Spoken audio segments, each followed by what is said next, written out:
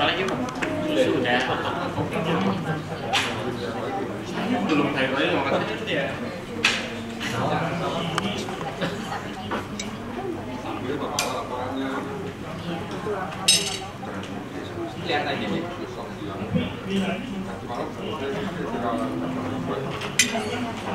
Masih ingat tapi lupa dari mana? Ya. This Christian Science. Itu apa tuh?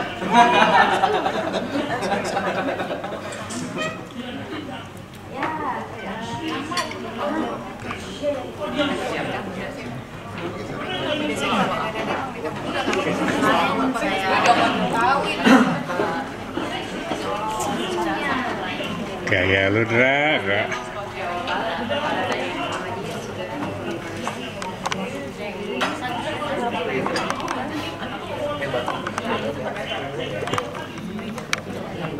Selamat siang, Assalamualaikum warahmatullahi wabarakatuh. Kawan-kawan semua, salam sejahtera. Saya akan membacakan satu pernyataan pers bersama menyangkut penghargaan yang tidak menghargai korban pelanggaran kebebasan beragama dan berkeyakinan. Laporan kondisi kebebasan beragama dan berkeyakinan di Indonesia yang diterbitkan oleh organisasi-organisasi masyarakat sipil dan juga oleh organisasi internasional, termasuk bahkan oleh Kementerian Luar Negeri Amerika Serikat, menunjukkan bahwa Indonesia sesungguhnya telah gagal menjalankan mandat konstitusionalnya, merawat keberagaman dan menjamin kebebasan beragama berkeyakinan. Kegagalan menjamin kebebasan dasar ini kemudian melahirkan diskriminasi dan kekerasan lanjutan, termasuk perluasan spektrum pelanggaran hak konstitusional warga, hak atas rasa aman, hak atas kemerdekaan pikiran, hak atas pendidikan, hak atas anak, hak untuk diperlakukan setara di hadapan hukum, dan lain-lain. Nah, kita melihat satu statistik atau pelanggaran peristiwa dan tindakan pelanggaran kebebasan beragama dan berkeyakinan yang terus meningkat.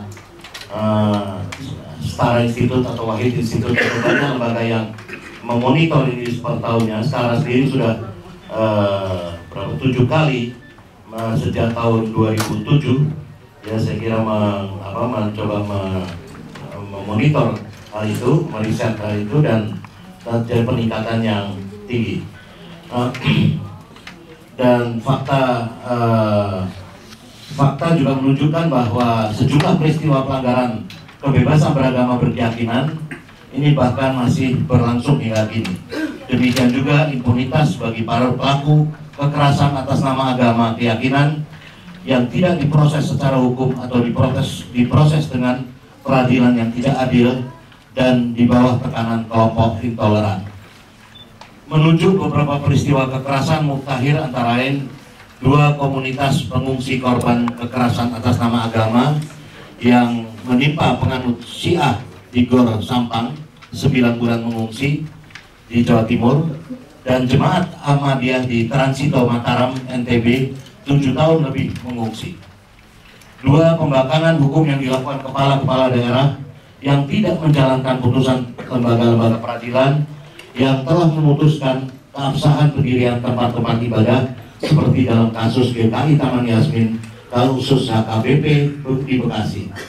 Tidak adanya langkah progresif yang dilakukan Kementerian Hukum dan Hak Asasi Manusia, Kementerian Agama, Kementerian Dalam Negeri untuk memperkasai pembentukan undang-undang yang memberikan jaminan kebebasan beragama berkeyakinan sebagaimana diperintahkan oleh Mahkamah Konstitusi RI dalam putusan pengujian Undang-Undang Nomor 1 PNPS 65 tentang penyalahgunaan penodaan agama.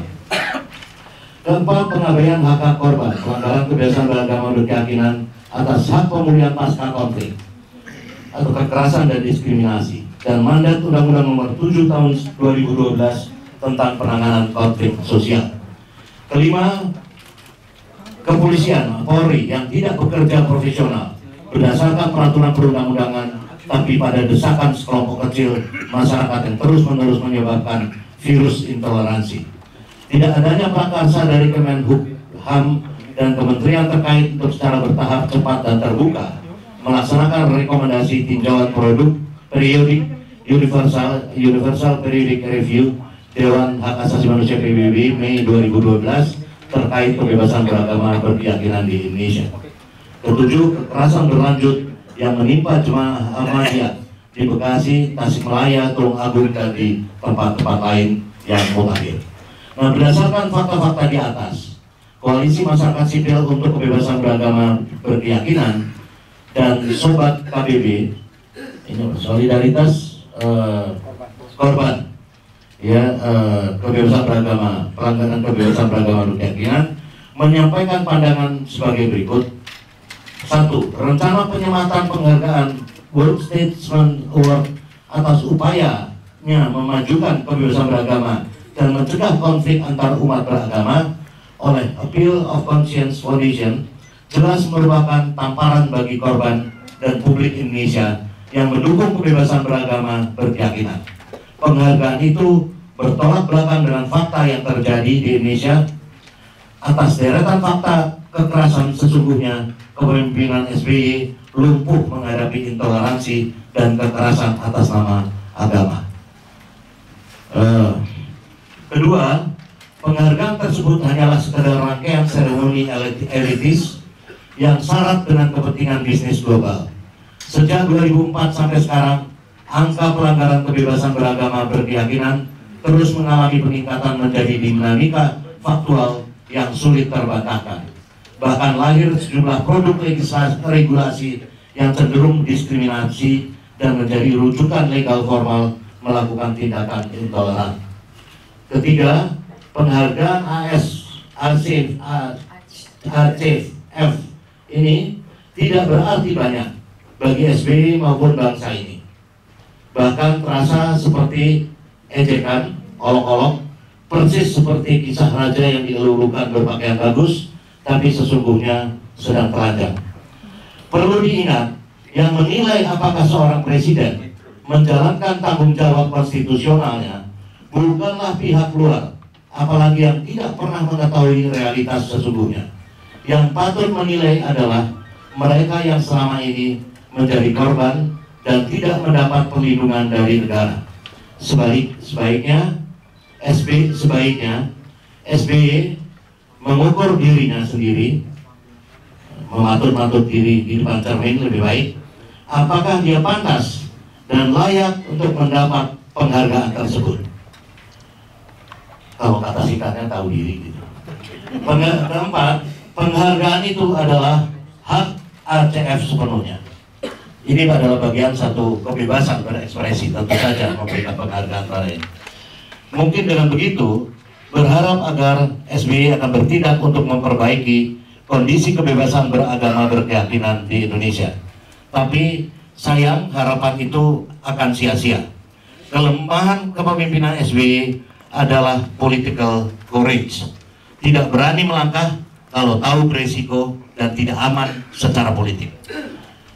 Terima kasih Koalisi Masyarakat Sipil untuk Kebebasan Beragama Berkeyakinan dan Sobat KBB, juga change.org. Terima kasih. Selanjutnya Pak Imam mungkin bisa bacakan petisinya. Jadi Imam ini ada yang bikin petisi di change.org yang sekarang ini sudah berapa ribu? 6.000 lebih lah ya. Saya berharap juga teman-teman wartawan juga jangan hanya meliput tapi juga membukukan tantangannya untuk mendukung petisi ini. Silakan Imam. Oke, terima kasih Mas Bunda. Diri dong Bang. Jelas Bang. Saya bacakan petisiku. Nama saya Imam Sofwan, seorang Muslim dari keluarga Nahdlatul Ulama. Ayah saya pengasuh pesantren di perbatasan Pati Rembang, warisan dari buyut kami. Di sebuah desa di perbatasan Pati dan Rembang, saya belajar Islam dari kecil hingga kuliah. Hingga sekarang pun saya masih belajar soal Islam.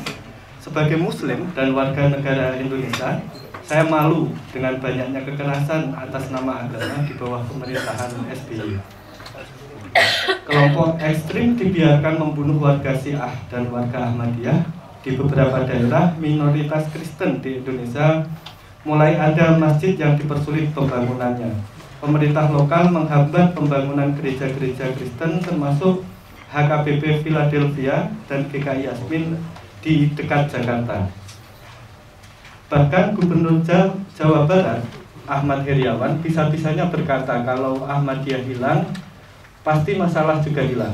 Semua pembiaran ini berbahaya karena ia merusak sendi kebangsaan Indonesia. Gagal melindungi mereka, SBY melepas tanggung jawabnya ke pemerintah daerah. Padahal perlindungan kehidupan beragama adalah kewajiban pemerintah pusat, kewajiban konstitusional Presiden SBY. Itulah mengapa saya malu ketika SBY akan diberi penghargaan World Statesman 2013 dari Appeal of Conscience Foundation atau ACF di New York. Saya meminta pada ACF untuk menunda penghargaan tersebut sampai SBY bisa memperbaiki kinerjanya melindungi minoritas di Indonesia. Satu yang membekas dalam benak saya adalah hadis Bukhari Muslim. Yang paling baik di antara kamu adalah yang paling bermanfaat bagi manusia. Bukan bagi Kristen, bukan bagi Islam, bukan bagi Buddha atau Hindu, tapi bagi manusia. Saya yakin SBY tahu bahwa orang yang paling baik itu adalah orang yang paling bermanfaat bagi manusia.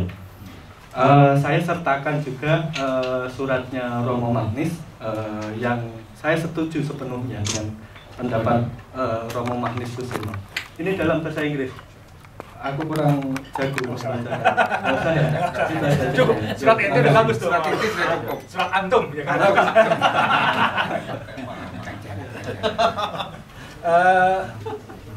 Silakan Bang Todung, kemudian nanti Kang Jala, dan mungkin nanti Arab, Pak Martin dan Anissa. Silakan dulu kita begini aja. Mungkin 5 menit gitu Bang ya supaya efektif ya. Iya lah. Terima kasih. Saya pendek aja 5 menit seperti dimintakan tadi. Pertama, saya sudah membaca petisinya, tapi memang saya belum tanda tangan. Dengan resmi saya menyatakan saya ikut menandatangani petisi yang baru dibacakan ini. Mohon dicatat.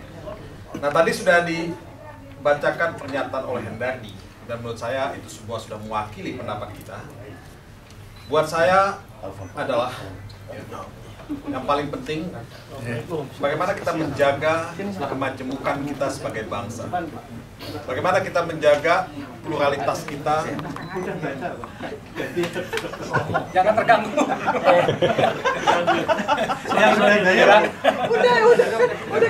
Bagaimana kita menjaga pluralitas kita sebagai bangsa. Ibu. Dan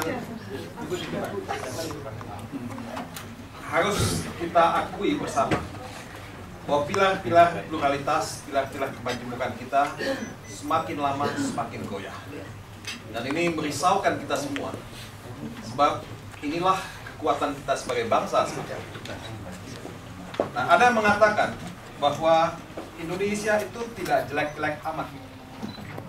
Ada yang mengatakan bahwa apa yang terjadi di Myanmar dengan Rohingya yang dibunuhi itu jauh lebih jelek dari apa yang terjadi di Indonesia. Menurut saya salah.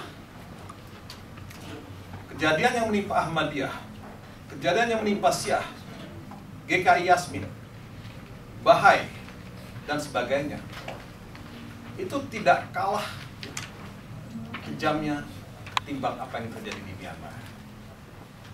Ini adalah pengingkaran terhadap hak konstitusional dan hak kaum-kaum minoritas untuk menjalankan agama dan keyakinannya. Walaupun Indonesia tidak hanya untuk membela minoritas, mayoritas juga punya tempat, minoritas juga punya tempat. Dan saya pernah menulis surat kepada SBY sebagai presiden mengenai hal ini. Tapi saya tidak tahu nasib surat saya seperti apa ketika saya membela GKI Yasmin. Pasal 28E ayat 2 Undang-Undang Dasar 45 sudah jelas menjamin hak kebebasan beragama dan berkeyakinan. Itu hak yang tidak bisa dikurangi dalam keadaan apapun. Itu non-derogable human rights. Jadi apa yang dilakukan oleh pemerintah dengan omission dan pembiaran adalah satu pelanggaran hak asasi manusia by the state. State-sponsored human rights violations. Itu yang terjadi dengan kasus ini.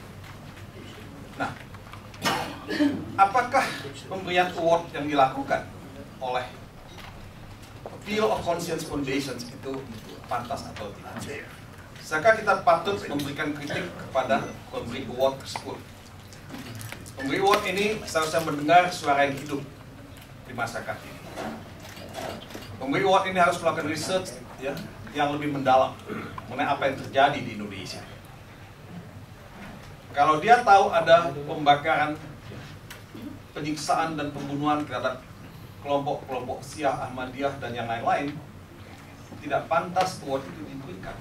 Jadi kita appeal kepada pemberi award, Appeal of Conscience Foundation untuk mempertimbangkan kembali.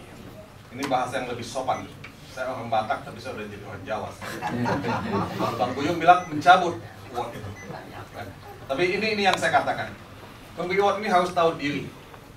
Ya. Dan sebetulnya penerima award juga mesti berkaca. Ya. Penerima award itu kan selalu mengatakan bahwa dalam setiap kasus seperti ini, biarkan hukum berjalan. Proses hukum itu independen, tidak bisa dicampuri. Saya setuju, SBY sebagai presiden tidak boleh campur tangan dalam urusan pengadilan.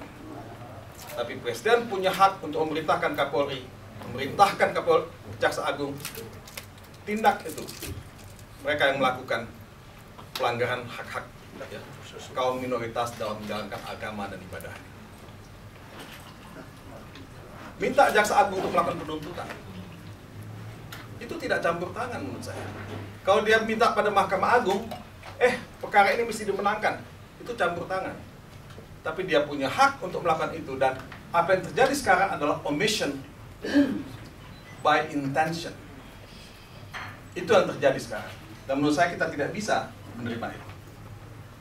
Nah, kita sebagian di sini kenal SBY sebagai presiden dan sebagai kawan. Dia orang yang sangat susah membuat keputusan. Orang yang sangat susah untuk mengambil sikap. Dia akan berpikir panjang sekali. Saya tidak tahu apakah dalam penerimaan award ini dia akan berpikir panjang atau tidak. Atau dia tidak berpikir sama sekali. Nah, ini pertanyaan saya dan saya terganggu dengan ini. Dia biasanya agak bijaksana. Biasanya.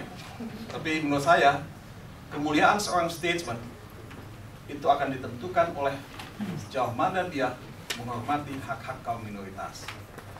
Kemuliaan seorang statesman akan ditentukan oleh sikap tegas dia dalam membela kelompok minoritas, menghadapi semua tindakan-tindakan anarkis dari kelompok-kelompok intoleran itu. Ini mungkin pernyataan pendek dari saya karena hanya waktunya 5 menit. Terima kasih. Terima kasih. Kang Jala berikutnya. Kita kenal Kang Jala sebagai apa? Tokoh Syiah, jadi mungkin bisa dikasih pandangan. Sebagai korban. Sebagai korban. Boleh juga. Salam sejahtera bagi semua. Assalamualaikum warahmatullahi wabarakatuh.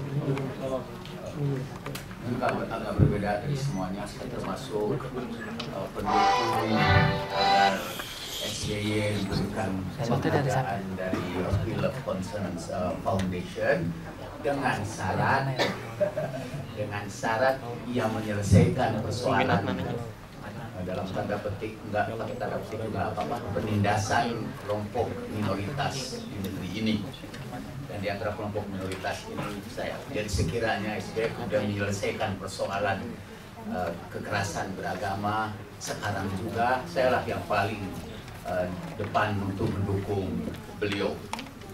Setelah beliau mendengar pembicaraan saya, please know quite carefully.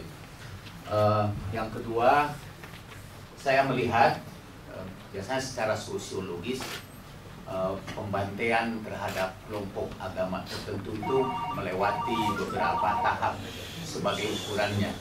Kalau termometer mungkin dari tingkat 10 derajat Celcius sampai 100 derajat Celcius.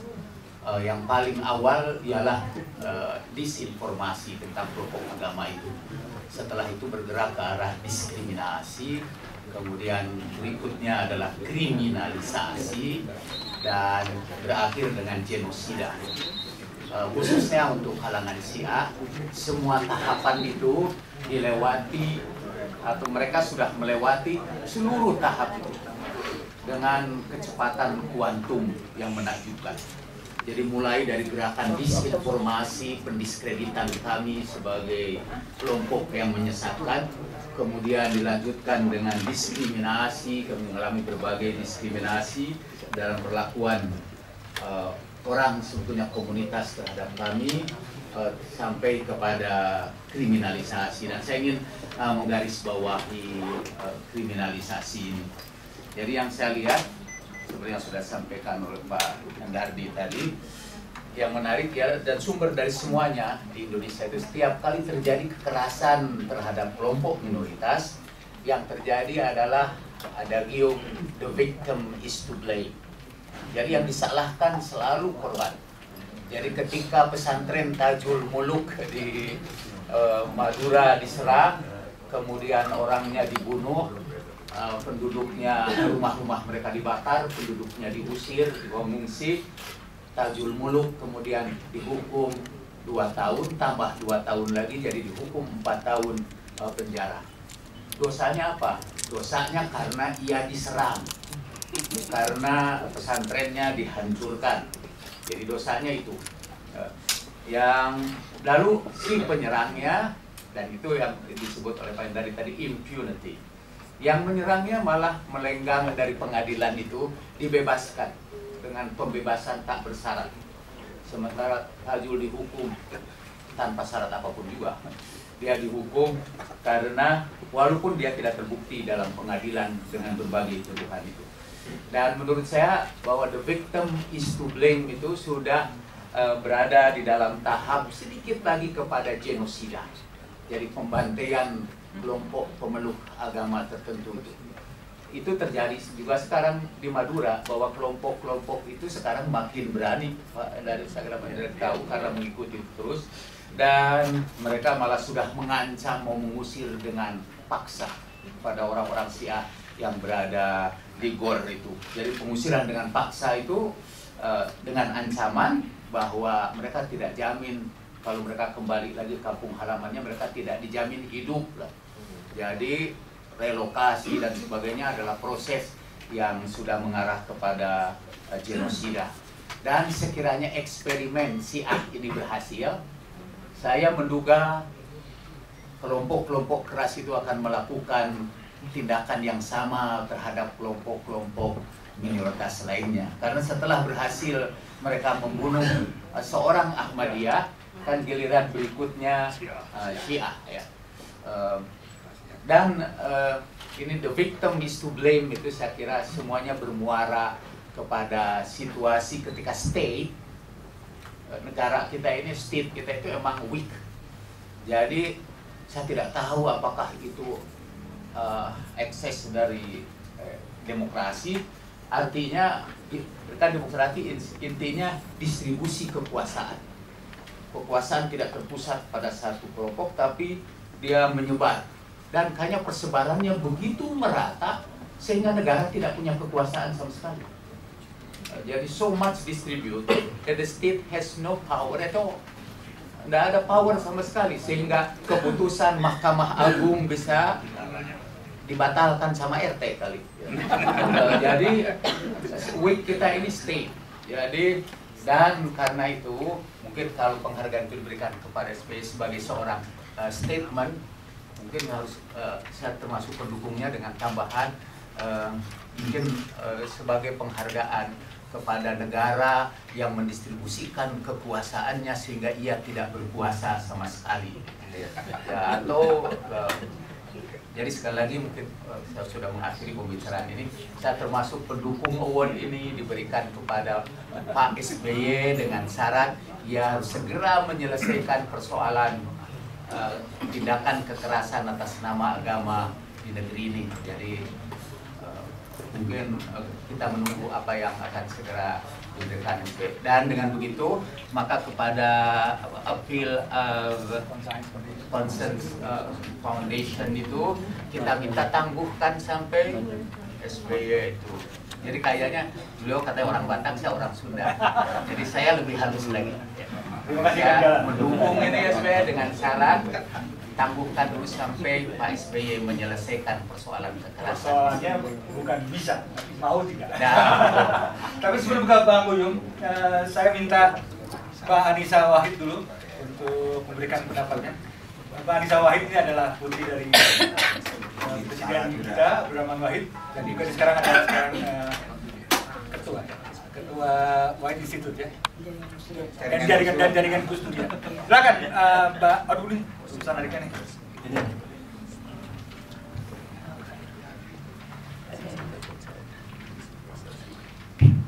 Oke, terima kasih. Kita melihat bahwa yang namanya penghargaan ini sebutannya itu adalah World Statesman Award for Religious Tolerance. Artinya Presiden SBY dalam hal ini menerima penghargaan sebagai seorang negarawan. Nah, dalam hemat saya yang namanya negarawan itu yang pertama dia mewakili negara.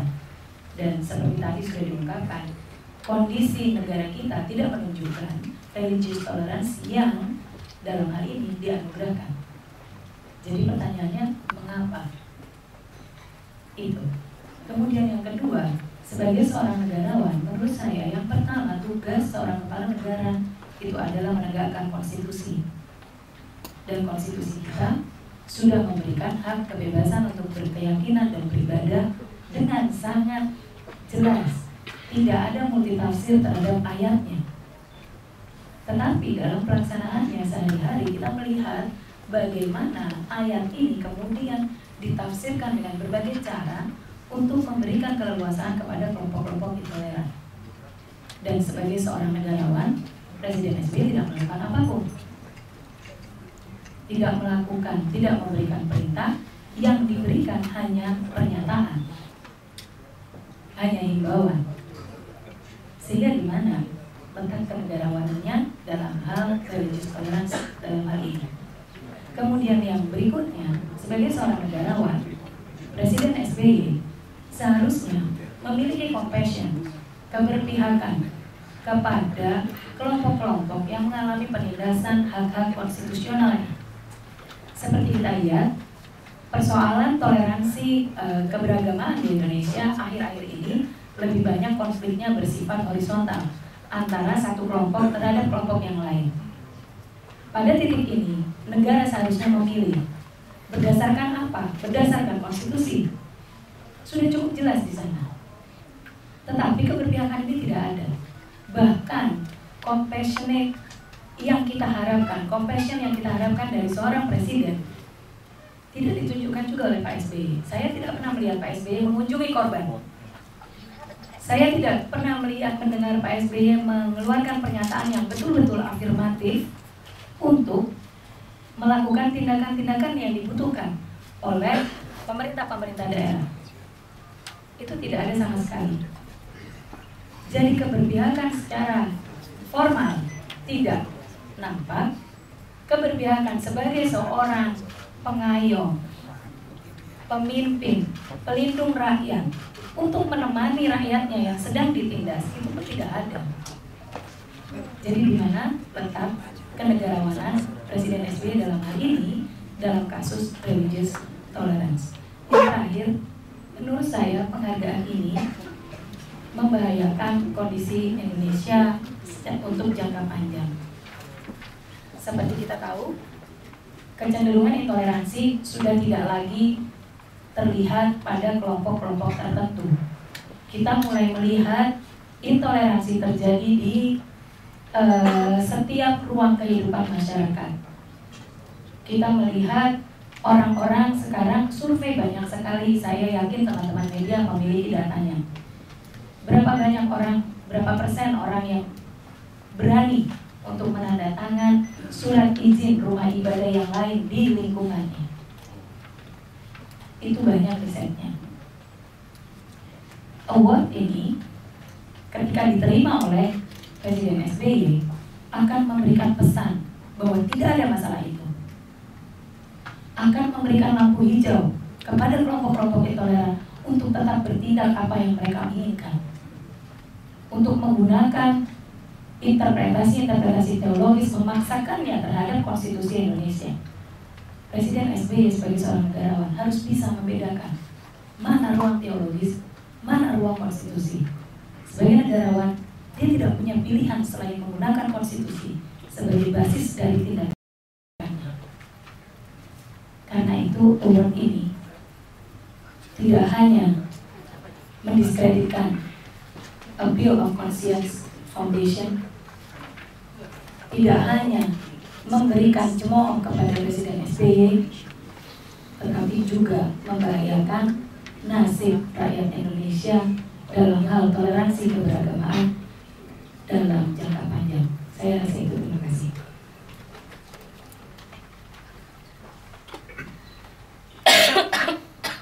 Abang Buyung udah panjang juga perjalanannya, udah agak siap ngomong Pak? Silakan Pak. Dua hal saja ya. Pertama, saya merasa tragis apa sementara rakyat kita ini masih banyak yang menderita penyiksaan, penghinaan, diskriminasi, baik kelompok-kelompok agama, sukuan ataupun minoritas. Justru tiba-tiba kepala negara, kepala pemerintahannya, presidennya, yang namanya SBY, mau diberikan award yang menyangkut hati nurani kita semua. Saya mempertanyakan di mana the clear conscience daripada AFC itu. Apa mereka buta hati, buta tuli juga? Nah, saya kira itu yang paling pokok buat saya. Kedua, saya ingin juga memberikan statement mendukung Profesor Van Magnis, sahabat kita. Karena tadi saya baca di koran betapa Dipo Alam telah lancang mulutnya, lancang. Kalau ada saya tabok dia. Betul. Itu adik saya seperjuangan. Dia lupa pada akarnya. Dia tuh aktivis yang terkenal. Kok sekarang jadi duduk di kekuasaan jadi berubah? Inilah orang-orang yang tidak berkarakter di Indonesia. Dan orang begitu dipakai oleh pemerintahan kita. Gimana negara ini rusak? Mulutnya lancang karena dia maki-maki Van Magnis. Ya, dia tidak tahu siapa Van Magnis, atau pura-pura tidak tahu. Ya, jadi saya kira cukup itu dari saya. Terlalu panjang, dan cukup banyak tadi kita dengar reasoning yang baik semua, yang mudah-mudahan tidak buta tuli. Ya, yang lainnya ini. Ya, terima kasih. Bu Musda, sebentar Bu Musda. Kita ke belakang dulu sebentar Bu Musda ya. Mesti dong, mesti ya. Tapi saya ke belakang dulu. Alpon katanya mau pergi dulu, silakan. Ini adalah ketua YBHI. Alpon jadi yang menyiapkan acara. Karena ada mau cepat meninggalkan tempat. Baik, terima kasih. Sebenarnya kita melihat pada saat ini bahwa award ini lebih kepada bagaimana negara lain melihat bahwa SBY merupakan kepala negara yang betul-betul aware terhadap persoalan pluralisme, atau mungkin juga permasalahan kebinekaan tunggal. Nah, ini merupakan suatu cemoohan kalau menurut saya. Dan kalau misalnya ini suatu cemoohan, sudah tepat kalau misalnya pada saat ini memang SBY menolak karena dia sadar bahwa dia tidak mampu untuk melakukan tindakan untuk melakukan law enforcement di level persoalan kekeluargaan pada saat ini. Yang perlu dicatat pada saat ini adalah dalam beberapa bulan ini itu sudah ada kejadian-kejadian beruntun dan itu sangat sistemik dan itu merupakan hal yang sangat struktur. Kalau kita di Yayasan LBH Indonesia sudah menilai bahwa ini sudah merupakan aktivitas yang terstruktur dan itu merupakan menjadi suatu pematik-pematik untuk menjadi suatu daya tarik kontestasi terhadap persoalan-persoalan yang dalam kepemiluan nantinya. Karena ini akan memperlihatkan bahwa ke depan bahwa SBY pada saat ini memang mempunyai track record yang baik di level kebebasan dan keberagaman. Nah, oleh sebab itu makanya ini patut diduga bahwa ada aktor yang bermain di belakang ini secara struktur untuk memantik satu persatu kejadian Ahmadiyah mula-mula dari Jatiuning, kemudian setelah itu masuk ke Jawa Barat, terutama di Tasikmalaya, kemudian Tulungagung, itu hanya menyisakan atau rentang waktu tidak lebih dari 3 minggu. Itu merupakan suatu pola.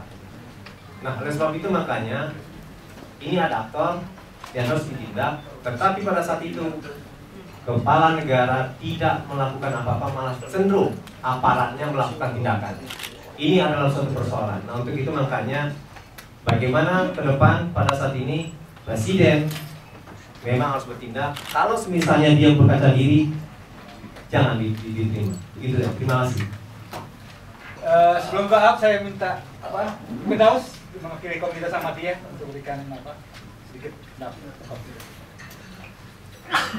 Assalamualaikum. Dari beberapa minggu ini sejak muncul isu mengenai rencana penghargaan terhadap SBY, juga tidak ada perbaikan untuk situasi kebebasan beragama bagi teman-teman Ahmadiyah, terutama di Jawa Barat. Hampir setiap bulan itu ada kasus di mana masjid Ahmadiyah ditutup dan tidak bisa digunakan, dan ini terjadi terus menerus. 2 minggu sekali, 1 masjid, 3 masjid tutup. Jadi sulit membayangkan bahwa kemudian Presiden SBY menerima penghargaan ini, sementara kekerasan terjadi terus menerus dan tidak ada upaya penegakan hukum.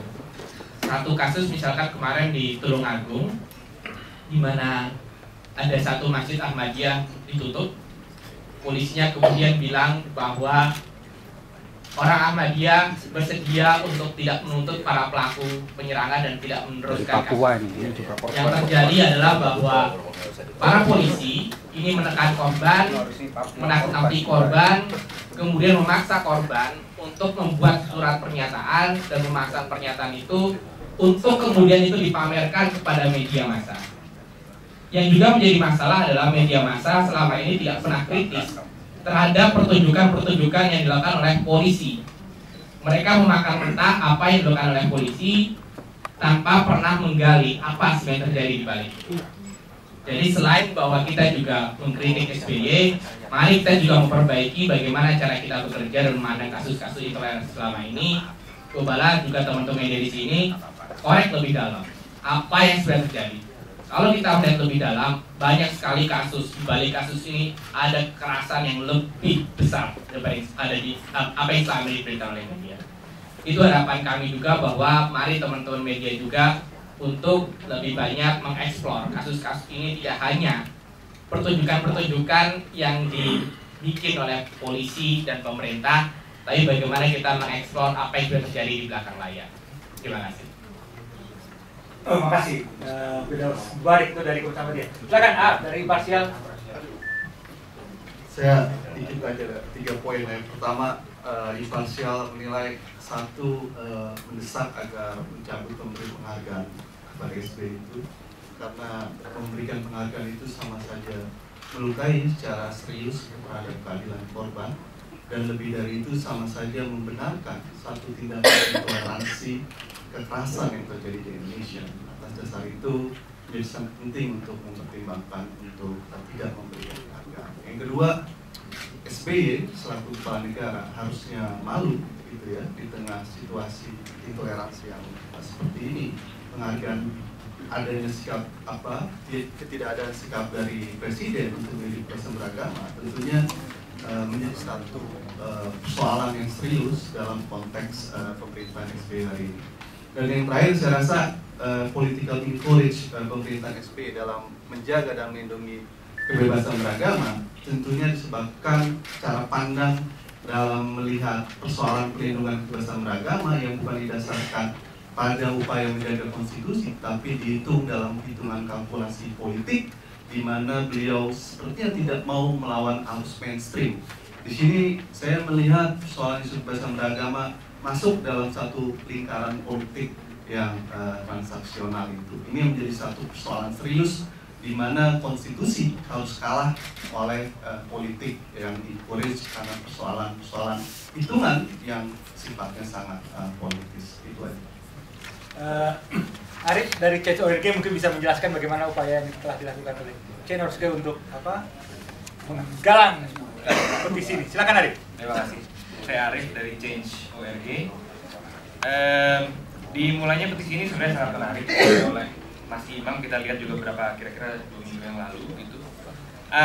Dan yang menarik adalah Mas Imam ini menggunakan surat yang memang sudah dikeluarkan oleh Romo Magnis gitu, yang kelihatannya banyak beresonansi dengan banyak orang. Jadi ini salah satu petisi kita yang pertama kali memprotes penghargaan terhadap SBY.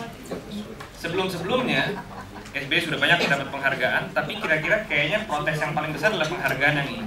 Mungkin karena kontrasnya dengan kontras dari nilai-nilai ACF dan kenyataan yang terjadi atau realitas yang terjadi di sini. Dalam waktu, jadi ini merupakan petisi yang perkembangan juga lumayan paling cepat di Change.org. Dalam waktu beberapa hari mencapai ribuan tanda tangan. Kemarin itu masih kira-kira 5.000. Sekarang sudah hampir 6.400-an, mungkin 6.500 pada saat ini. 6.500. 6.500. Ya, target kita berapa? Targetnya kita targetkan 10.000 katanya dari Mas Imam dan kawan-kawan. Dan tembus kalau belum juga mungkin bisa 50.000, mungkin lebih banyak lagi daripada itu. Selain itu sih kelihatannya ya. Begitu aja. Oke. Dalam kesempatan ini juga hadir Pendeta Max Suryadinata. Silakan Max. Pendeta Max. Ini adalah seorang pendeta yang tinggal di New York. Tapi sekarang ini kebetulan magang di White Institute. Jadi mungkin Pendeta Max bisa menggambarkan bagaimana reaksi publik Amerika, juga mungkin orang-orang Indonesia yang ada di Amerika tentang persoalan ini, dan juga pendapat Max. Saya hanya ingin memberitahukan apa yang saya mengalami waktu mengunjungi kantor Appeal of Conscience Institute, karena saya diminta oleh Gereja Yasmin dan HKBP Philadelphia untuk memberikan secara pribadi 2 surat mereka. Dan karena saya dan istri saya diundang oleh Wahid Institute, kami telah melihat dengan mata sendiri apa yang terjadi dengan soal kekerasan agama itu dan soal beragamaan di negeri ini. Saya pertama kali tinggal di Indonesia begitu lama sehari-hari, jadi saya juga sedang belajar mengalami hidup di Indonesia, dan terutama sebagai orang beriman hidup beragamaan di Indonesia. Pengalaman saya dengan pendek begini, saya tiba di New York dekat rumah, dan saya tahu kantor itu dekat rumah saya. Jadi saya menelpon ke kantor itu dan saya minta waktu untuk bertemu dengan Rabbi Schneier itu. Jawaban sekretarisnya bahwa beliau sedang sibuk di Washington DC, dan saya bilang saya ingin sekali bertemu dengan beliau karena penting sekali agar saya bisa memberitahukan apa yang saya telah melihat dan membawa 2 surat itu. Pada tanggal 8 kalau nggak salah, 8 Mei, karena setelah berjanji dengan sekretaris beliau yang juga menyatakan bahwa beliau akan memberitahukan satpamnya untuk saya bisa masuk ke kantornya. Saya datang terus ke lantai 8. Tetapi setelah saya tiba di kantornya, ada satpam lagi yang menjaga, yang tanya, apa keperluan Anda? Saya bilang, wah, saya sudah janji. Ini surat saya berikan. Saya masuk di kantor, dijaga lagi sama satpam. Saya tanya, dia tanya pertanyaan yang sama. Saya bilang, Ya, saya sudah ada perjanjian. Tapi jawabnya bahwa Reverend Schneier itu sedang sibuk. Saya bilang, ya, tapi saya ini membawa suratnya nih. Saya kasih lihat surat itu. Ditarik suratnya. Dia bilang, wah dia sibuk, nggak bisa lihat. Cuma segitu saja. Oleh karena itu, saya pulang dan saya menulis secara lisan maksud saya untuk bertemu dengan beliau itu. Jadi saya bisa bagikan. Nggak banyak kan? Nggak banyak. Saya hanya menyatakan, maaf bahasa Inggris ya, saya bacakan. Yang penting ialah yang saya katakan begini. I find it regrettable that in the light of the ongoing religious unrest and violence in Indonesia, an august foundation such as yours are so willing to present such honorable recognition of World Leader Award for the religious freedom to a world leader without truly examining the situation on the ground where persecution against religious minorities continue to plague the nation. I had intended to tell you in person about what I have personally witnessed while in Indonesia and what I have experienced in visiting those persecuted Christians and non-Sunni Muslims. In addition, as you well know, this U.S. State Department report has faulted the Indonesian government for failing to protect religious minorities. It seems to me that presenting the award would be inappropriate and reflect negatively not only on your foundation and create unintended false recognition upon the recipient. I hope you will reconsider your plans. Sincerely, Reverend Max Suryadinata. Dan karena saya juga membentuk ITAN, dan ITAN di New York telah mempersiapkan petisi-petisi juga yang sampai sekarang sudah kalau nggak salah 6.000 dan istri saya sudah dapat beberapa reaksi-reaksi dari petisi itu, terutama reaksi-reaksi dari orang-orang Indonesia yang tinggal di Indonesia, orang-orang Indonesia yang tinggal di Amerika.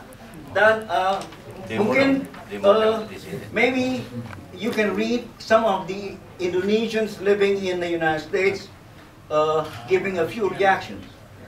One or two. Ya, karena waktu juga. Can you do that?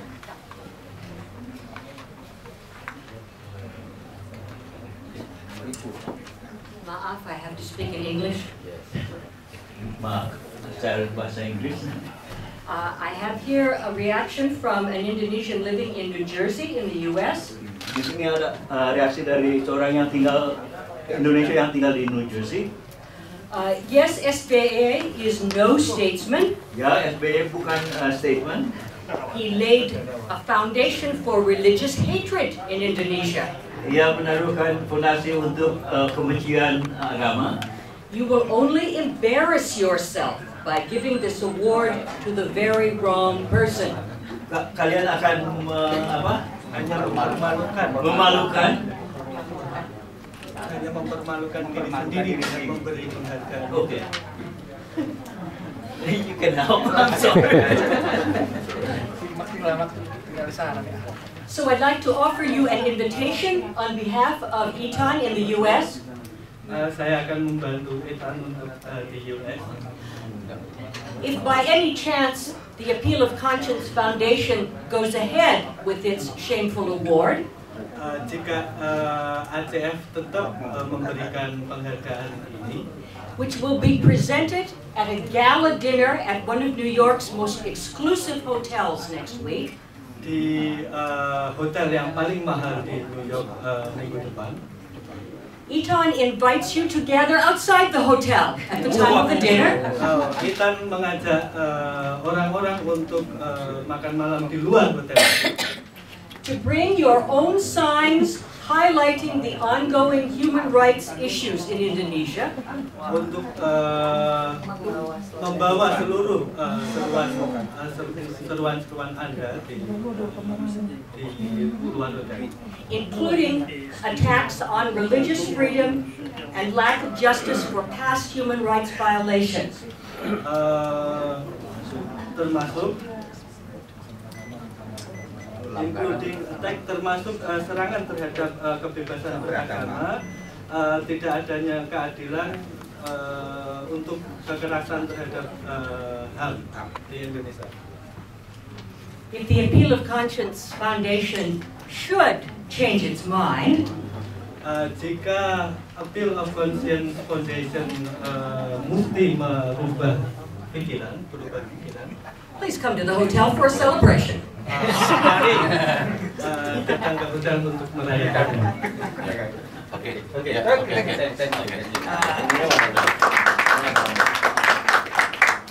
Bu Mirza, ada mau berikan komentar? Iya dong, harus dong. Udah semua, apalagi Ya, kita pengen ke suara merdu juga ternyata.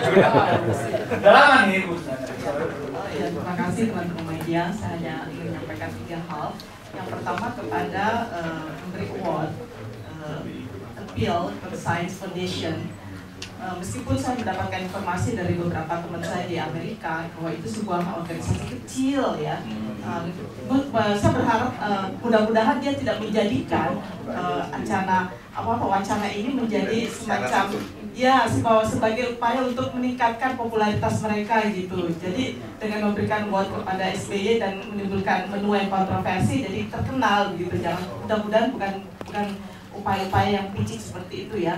Terus yang kedua kepada SBY, saya heran ya, karena selama ini SBY itu kan nggak berani menghadapi kelompok-kelompok intoleransi dan juga nggak berani menghadapi kelompok-kelompok korban. Karena apa? Karena di depan istana SBY itu setiap kemisan kita kan kumpul di depan istana untuk menyatakan berbagai macam tindakan intoleransi di Indonesia. Tapi kok berani-beraninya ya dia kok pergi menerima penghargaan. Ironis sekali. Jadi buat saya pertanyaan saya kepada SBY, apakah dia punya hati nurani? Dan yang kedua, apakah dia punya rasa malu?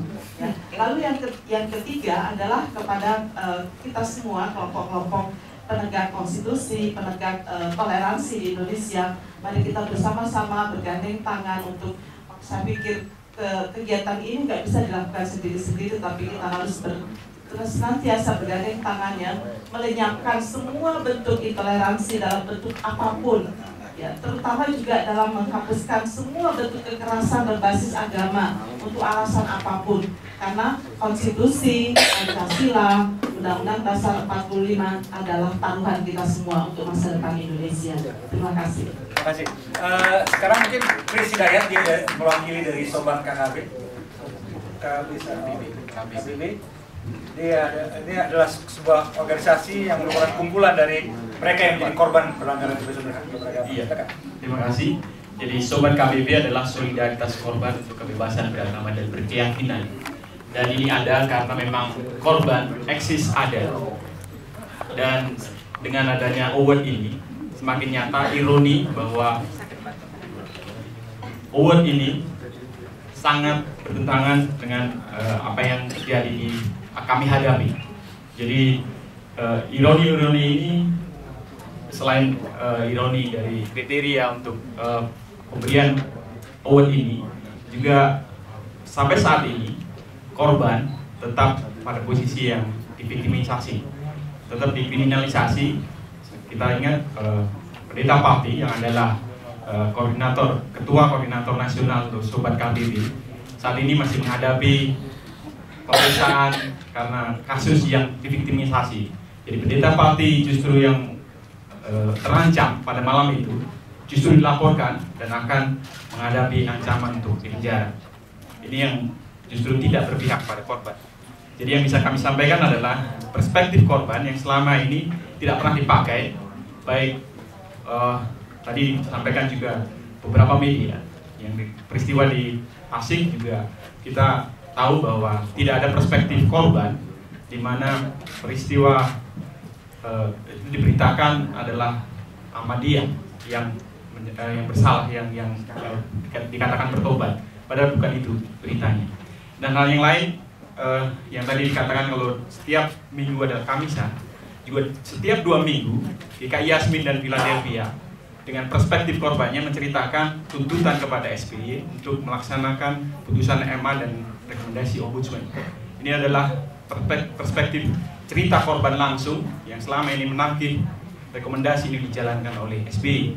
Dan ini adalah ironis-ironi yang mestinya kalau SBY menyelesaikan beberapa hal ini dan juga kasus-kasus yang lain, tidak hanya pelarangan, tapi justru sampai ke pembunuhan yang sudah dilakukan dan tanpa sedikit pun pemihakan kepada korban, maka bolehlah award ini barangkali layak. Tapi selama ini tidak ada alasan apapun untuk layak dan kami menolak untuk pemberian award ini. Kemudian hal yang lain, kalau tadi gerakan intoleransi, gerakan yang kami lakukan bersama solidaritas korban adalah solidaritas peduli korban. Jadi korban pada posisi ini adalah katakanlah sebagai penyintas. Kalau tidak terbunuh masih ada, kami bergerak. Kami adalah penyintas-penyintas dari kebebasan ini. Tapi yang kami butuhkan adalah kepedulian dari kita semua untuk menjadikan ini sebagai gerakan yang melawan dari gerakan anti toleransi yang sekarang kita marak terjadi. Mari kita teman-teman dengan menandatangani petisi, kita melakukan gerakan untuk toleransi untuk Indonesia yang lebih baik. Terima kasih. Bung Medo masih bisa 2 menit? Silakan. Supaya teman-teman wartawan punya kesempatan untuk saya kalau ngomong di sini saya malu sebenarnya, karena sedih, karena saya merasa bahwa saya ini apakah masih pantas hidup sebagai Indonesia. Saya selalu percaya bahwa Indonesia ini adalah semua untuk semua. Artinya saya orang Papua yang beragama Kristen, saya berdiri di Jawa Barat dan beribadah dengan tanpa halangan karena saya orang Indonesia juga. Tapi saya lihat dengan banyak ketidakadilan dalam hal beragama di sini. Terus ada seorang pemimpin yang menyatakan dirinya sebagai Presiden Indonesia, Presiden tersuruh rakyat Indonesia, yang terdiri beragam suku, beragam agama, beragam etnis dan lain sebagainya. Ketika ada pelanggaran di sana dan dia tidak memihak pada rakyat, menurut saya orang seperti itu dapat jadi presiden. Jadi bagi saya, kalau kita hari ini kita nggak usah ngomong, semua sudah jelas bahwa ini kembali ke karakter kepemimpinan seseorang. Apa gunanya mendapatkan dari luar tapi dalam negeri sebenarnya tidak bermanfaat untuk rakyat. Jadi bagi saya, kita semua sepakat bahwa presiden namanya SBY bagi saya dia bukan presiden yang melindungi seluruh rakyat Indonesia, dan menurut saya dia tidak pantas menjadi presiden yang baik untuk saya. Itu saja, terima kasih. Terima kasih. Sebelum kembali ke depan, ada 2 orang lagi di belakang saya. Baru datang semua lagi nih. Satu adalah saudara Engkus Keswara dari Badan Koordinasi Aliran Kepercayaan, BKOK.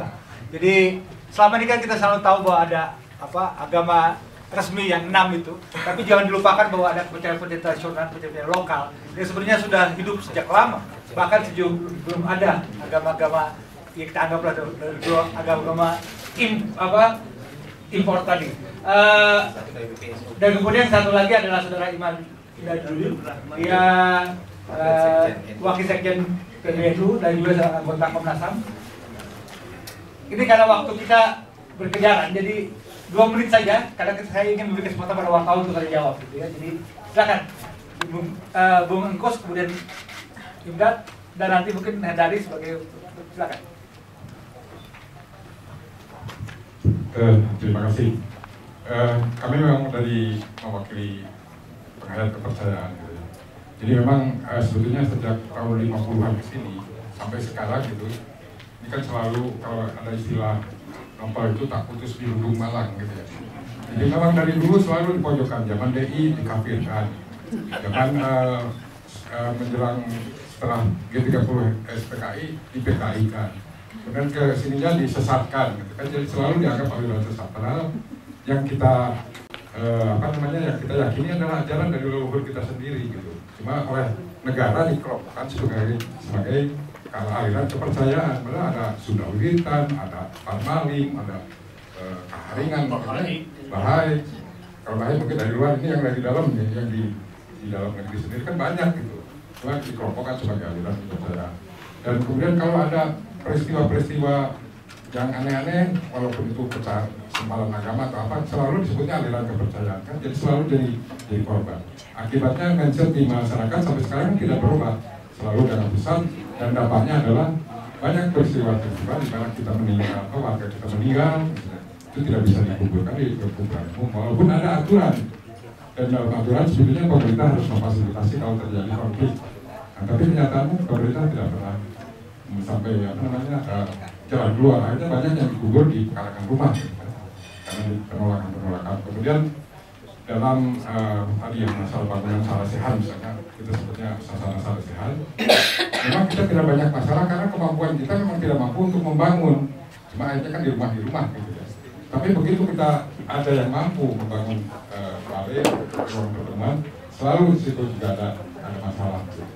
Selalu seperti contoh yang kasus Sabtu Darmo di Rembang, ini sampai sekarang kan tanah-tanah sendiri, izin sudah ada, kemudian di demo masyarakat, pemerintah tidak memberikan jalan keluar sampai sekarang.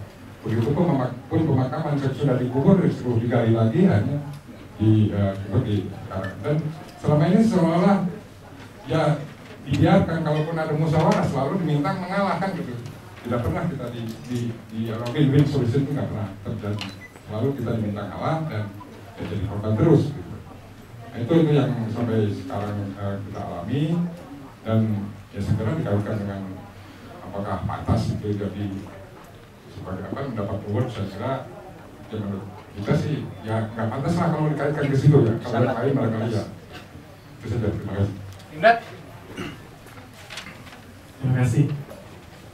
Komnas HAM telah melayangkan surat kepada Presiden yang mempunyai dua inti pokok. Yang pertama adalah meminta berharap kepada Presiden untuk lebih fokus kepada penyelesaian masalah dalam negeri terkait dengan kerja nyata dan cepat untuk mengatasi berbagai persoalan terkait dengan jaminan kebebasan beragama berkeyakinan dan wabil khusus perlindungan kepada hak-hak minoritas. Kemudian yang kedua, agar Presiden membuat atau mengeluarkan semacam perpu yang isinya tentang tindak pidana terhadap penganut, anggota, dan pengurus kelompok masyarakat yang tergolong minoritas berdasarkan agama, keyakinan, kepercayaan, dan yang lainnya. Dan ini penting karena saat ini kami melihat situasi kebebasan beragama sudah sampai pada tingkat krisis yang tidak bisa ditolerir lagi, dan pembuatan perpu ini sudah sangat penting karena menurut Komnas HAM ini kepentingan yang sudah memaksa, karena kami melihat bahwa kekerasan yang dilakukan oleh state actor maupun non-state actor itu di lapangan banyak sekali dilegitimasi oleh undang-undang PNPS 65, kemudian ada aturan-aturan penjelasan apakah itu SKB maupun SKB 3 Menteri terkait dengan Ahmadiyah, yang itu menjadi pembenar dan menjadi amunisi bagi tindakan-tindakan intoleransi. Jadi keberadaan perpu ini kami anggap sebagai jalan terobosan untuk mengatasi problem pada tingkat regulasi. Saya kira kalau Presiden berangkat ke Amerika tanpa melakukan dua hal ini, khususnya mengeluarkan perpu, Komnas HAM akan sangat merasa prihatin. Terima kasih. Sebelum saya berikan kesempatan kepada teman-teman wartawan untuk memberikan pertanyaan dan sebagainya, mungkin yang tadi ada. Ya, saya mau ini aja supaya membungkus ini supaya nanti banyak setelah ini kan banyak ada respon-respon juga dari Duta Besar Indonesia di Amerika maupun pihak istana dan lain-lain. Dino Patijalal, Dubes Indonesia untuk Amerika, menyatakan dan juga didukung pihak istana juga di Alam tadi yang mau ditapok abang bahwa ini penghargaan ini mereka tidak minta-minta. Mungkin ini betul, ya bisa jadi saja. Ya penghargaan ACF ini tidak minta-minta dan itu adalah hak dari ACF. bagian dari satu kebebasan berekspresi untuk memberikan penghargaan pada orang. Tetapi rasionalisasi pemberian penghargaan juga selayaknya dikemukakan, ya, sehingga publik itu tidak disuguhi drama berkelas internasional. Ya, dan kemudian Dino Patijalal juga menyatakan, ini yang membuat saya terharu, hampir meneteskan air mata. Indonesia tidak boleh lengah oleh pujian, tetapi sebagai orang Timur tidak baik juga kalau menolak apresiasi orang lain. Kita jangan takabur, tapi juga jangan sinis. Ya, ini pagi-pagi mau netes bukan air mata saya. Ya. Kalimat ini sebenarnya mengandung pesan yang kuat bahwa memang SBY bergairah, berminat serius, dan akan menerima dengan bangga atas penghargaan yang akan disematkan kepadanya. Ya. Memang ini bukan masalah tentu saja bagi SBY ketika ia diberi dan ia menerima penghargaan.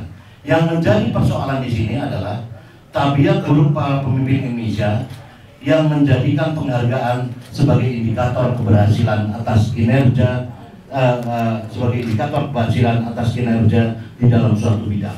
Ya. Bahkan tidak jarang penghargaan itu seringkali menjadi pelindung dan pembela dari kritik-kritik yang disampaikan oleh masyarakat.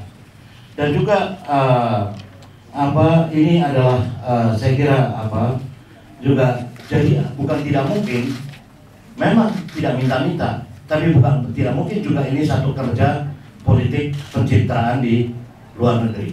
Dan ini ironi dari industri politik pencitraan. Citra itu telah menjadi berhala yang dituju dan dipuja, meski tidak dipupuk dan kemudian diimbangi dengan satu kinerja. Di bidang kebebasan beragama dan berkeyakinan, jelas SBY menunjukkan kepemimpinan politik yang tidak efektif sama sekali. Jangankan berbuat sesuatu yang tegas, menegur seorang wali kota pun tidak bisa, yang punya jenjang begitu jauh dari dia. Ya. Seperti kasus GKI Taman Yasmin, ya, dan kalau dikatakan SBY sudah berbuat seperti di Alam atau yang lain mengatakan bahwa dia tahu betul di sidang kabinet sering berpidato soal itu, nih bukan itu soalnya saya kira, tapi tindakan-tindakan yang konkret yang disampaikan tadi oleh kawan-kawan. Jadi menurut saya, semestinya di sini SBY tidak sekalipun dikatakan bahwa penghargaan ini bukan hanya untuk bidang soal-soal kebebasan beragama dan berkeyakinan, tetapi juga bidang-bidang lain, pelopor perdamaian dan sebagainya. Ya oke lah, pelopor perdamaiannya, tapi jangan ngejar-ngejar Nobel gitu, jangan ngejar-ngejar Nobel perdamaian. Dan semestinya menurut saya SBY tidak begitu mudah untuk menerima penghargaan yang justru bertolak belakang dengan fakta dan kondisi yang sesungguhnya. Dan menolak penghargaan menurut saya ini agak berbeda dengan Kang Jalal tadi, jauh lebih memuliakan SBY dan Indonesia di mata internasional dengan pengakuan jujur dan kesadaran bahwa ada masalah serius dengan kebebasan beragama dan berkeyakinan. Dan kita akan sungguh-sungguh menyelesaikan ini di masa akhir periode saya. Itu saya kira yang harus dilakukan oleh SBY kalau dia negarawan. Begitu Romo? Ya. Itu saja. Terima kasih. Oke. Mungkin teman-teman wartawan ada pertanyaan atau ada komentar. Dituju kepada siapa? Kepada tokoh-tokoh yang hadir siang hari ini. Silakan kami beri kesempatan karena kita masih punya waktu setengah jam lagi. Silakan. Mungkin sebut juga mungkin nama dan dari media mana begitu. Dan itu juga pada siapa kalau ada spesifik ya. Saya kenalkan dari Metro TV. Ada operator lapangannya, nggak tahu karena berapa kawan saya pernah jadi operator lapangannya. Bagi-bagikan uang. Jadi dibalik setiap tindakan kekerasan agama selalu di situ ada kepentingan politik. Dan karena politik kita kan politik uang, Jadi di situ terlibat juga pembagian uang. Saya tidak tahu apakah polisi pun kemudian terlibat di situ karena masalah pembagian uang.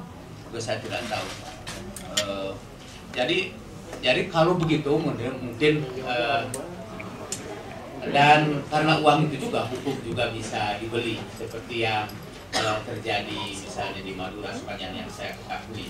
Jadi mungkin yang bisa dilakukan oleh pemerintah, tapi saya tidak tahu ini karena apakah ini ada hubungannya dengan saya jadi terpengaruh ideologi PDIP karena stelsel kapitalisme yang menguasai negeri ini sehingga semua diperdagangkan, termasuk citra-citra tadi itu pencitraan juga jadi masalah perdagangan, masalah komoditi. Jadi agama sekarang sudah menjadi komoditas, dan karena agama yang dianut oleh mayoritas itu sudah tentu punya uang lebih banyak.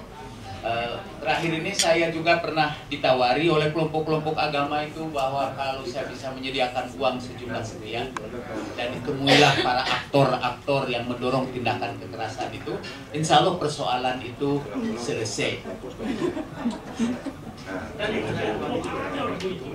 Siapa yang mengawali itu? Dia tangkap ini. Terus polisi tangkap. Anda tahu diam saja. Anda tidak berlawan. Ya. Saya kira tadi saya sudah sebutkan di awal bahwa Setara Institut sendiri kan mencoba melakukan semacam monitoring terhadap persoalan kebebasan beragam, pelanggaran kebebasan beragama dan berkeyakinan. Memang kita menemukan data-data secara kuantitatif maupun kualitatif yang meningkat terus dari tahun ke tahun. Kita setidaknya sejak tahun 2007 setiap tahun rutin melakukan ini, dan itu dilakukan juga oleh banyak lembaga lain seperti Quality Institute dan beberapa lembaga-lembaga lain yang ini. Dan saya kira itu datanya tidak jauh berbeda, walaupun mungkin metodologinya yang berbeda. Tapi kita melihat memang selalu ada peningkatan, dan contohnya begini, sejak 2007 kita ada dalam data kami Setara Institut misalnya ada 135 peristiwa dan ada 185 tindakan. Karena di dalam satu peristiwa bisa terjadi beberapa tindakan, gitu ya. Nah, pada tahun 2012 misalnya kita lihat ada 264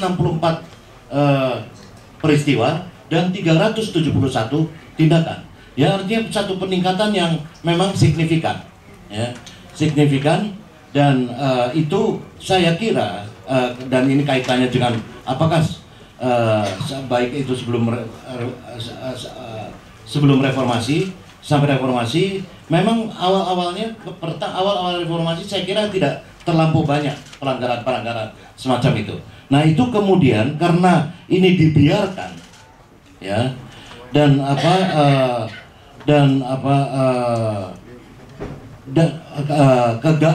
terjadi kegagalan untuk menjamin kebebasan dasar ini kemudian melahirkan diskriminasi dan kekerasan lanjutan, ya, termasuk kemudian apa yang saya sebut tadi, perluasan spektrum pelanggaran hak konstitusional warga. Di situ ada hak atas rasa aman, hak atas kemerdekaan pikiran, hak atas anak, hak atas pendidikan, hak untuk setara diperlakukan di depan hukum, dan berbagai hak-hak lain yang kemudian meluas sampai sekarang. Ya, ini semua muaranya kan kepemimpinan politik, karena tidak bisa mengambil satu tindakan-tindakan politik yang efektif untuk mencegah ini terjadi sejak awal. Ya, dan itu bukan tidak pernah juga ada contohnya. Bang, misalnya tahun 2008 di dalam statistik kami, ya, itu terjadi 2009-nya ada terjadi penurunan sedikit. Karena apa? 2008 mungkin kita masih ingat ada insiden Monas. Beberapa pimpinan pelaku intoleran itu ditangkapi, ditahan, dipenjara, diproses peradilan, dan dipenjara. Dan itu ada penurunannya cukup drastis. Tapi ketika Priok ini, itu Mbah siapa itu? Iya. Romo kalau mbah-mbah nih. Ini naik itu naik lagi, dan kemudian respon dari pemerintah selalu begitu saja. Nah, kalau antara sebelum reformasi dengan ini sebetulnya atau ketika peristiwa Poso atau memang tentu saja ada perbedaan karakter atau apa di dalam soal pelanggaran itu ya. Misalnya Poso ada terjadi kekerasan-kekerasan dan kita ingat bahwa kasus-kasus macam itu pada masa lalu itu kasus-kasus yang masih dekat awal-awal reformasi lah ya. Saya kira di mana memang pengaruh dari militer dan sebagainya masih cukup kuat di dalam politik ya. Sekarang kan enggak sebetulnya, tapi memang tidak terlampau kuat di dalam soal-soal begini, tapi memang tidak mau diambil tindakan ya. Saya katakan tadi wali kota aja yang berapa tingkat di bawahnya tidak mau ditegur ya, apalagi dan ini terus dibiarkan dan itu menjadi satu ini yang meluas dan berkepanjangan, saya kira ya. Anissa, ada mau ditambahkan? Saya bantu untuk data saja. Kalau lengkapnya kebetulan saya nggak bawa data lengkapnya ya Pak ya. Tetapi ada beberapa catatan tahun